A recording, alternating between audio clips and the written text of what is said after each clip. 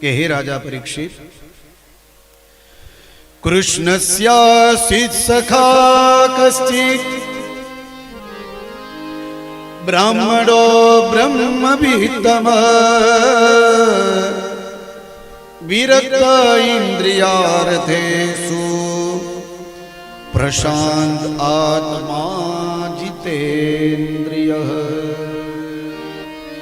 સુંદર એવી સુદામા ચરિત્રની કથા કહે છે. શુકદેવજી મહારાજ રાજા પરીક્ષિતને કહે છે કે જ્યારે ભગવાન સાંદીપની વિદ્યાનિકેતનમાં અભ્યાસ કરવા માટે ગયા ત્યારે એમના એક મિત્ર બન્યા છે જેનું નામ છે સુદામા. પોરબંદરમાં રહે છે. પરિસ્થિતિ ખૂબ જ ગરીબી છે. કર્મથી અમીર છે. કર્મથી અમીર એટલે તો કે બ્રાહ્મણનો દીકરો છે. એ બ્રાહ્મણનો દીકરો નિત્ય 3 ટાઈમ સંધ્યા કરે ને એટલે અમીર જ હોય. સુદામાજી નિત્ય 3 ટાઈમ સંધ્યા કરે. પ્રાતઃ સંધ્યા, મધ્યાહન સંધ્યા અને સાયં સંધ્યા. ગાયત્રીના પરમ ઉપાસક છે અને એ સુદામા કૃષ્ણના મિત્ર છે. બ્રાહ્મણો બ્રહ્મવિત્તમ. આમ જોઈએ ને તો બ્રાહ્મણોનું ધન છે સુદામાજી છે ને. અરે ભાગવતજીમાં તો ત્યાં સુધી કહ્યું છે કે વિરક્ત છે. કોઈ આશા તૃષ્ણા નહીં. કાંઈ મળે તો ઠીક, ન મળે તો ઠીક. પોતાનું જીવન ગુજરાન એ સુદામાજી ચલાવે છે. વિરક્ત ઇન્દ્રિયાર્થેષુ. પોતાની ઇન્દ્રિયો ઉપર સુદામાજીએ વિજય મેળવેલો છે. વિરક્ત ઇન્દ્રિયાર્થેષુ પ્રશાંત આત્મા જીતેન્દ્રિય.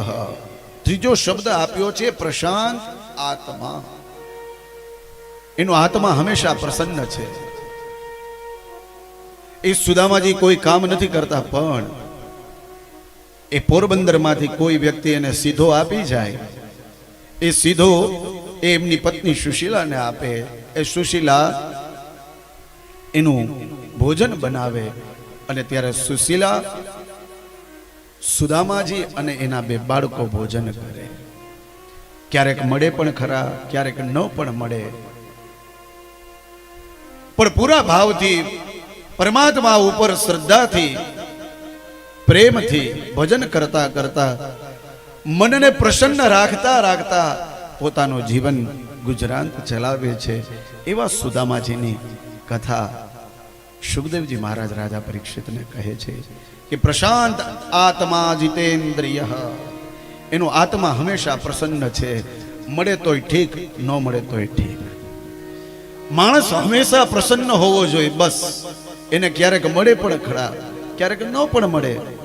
ઘણી જગ્યાએ એવું થતું હોય કે ક્યારેક આપણને સુવિધાઓ ઘણી બધી મળતી હોય અને ક્યારેક એવું હોય કે ક્યારેક આપણને સુવિધાઓ ન મળે તો શું નારાજ થઈ જવાનું?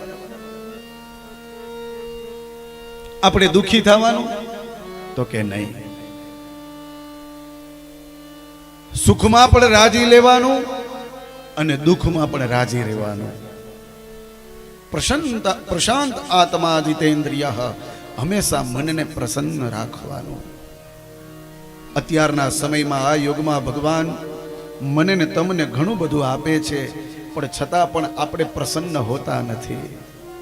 કોઈને ઘરનું દુઃખ છે, કોઈને પરિવારનું દુઃખ છે, કોઈને બાળકોનું દુઃખ છે, કોઈને ધનનું દુઃખ છે, કોઈને રોગનું દુઃખ છે. દરેક વ્યક્તિ કંઈક ને કંઈક વાતથી દુઃખી હોય છે.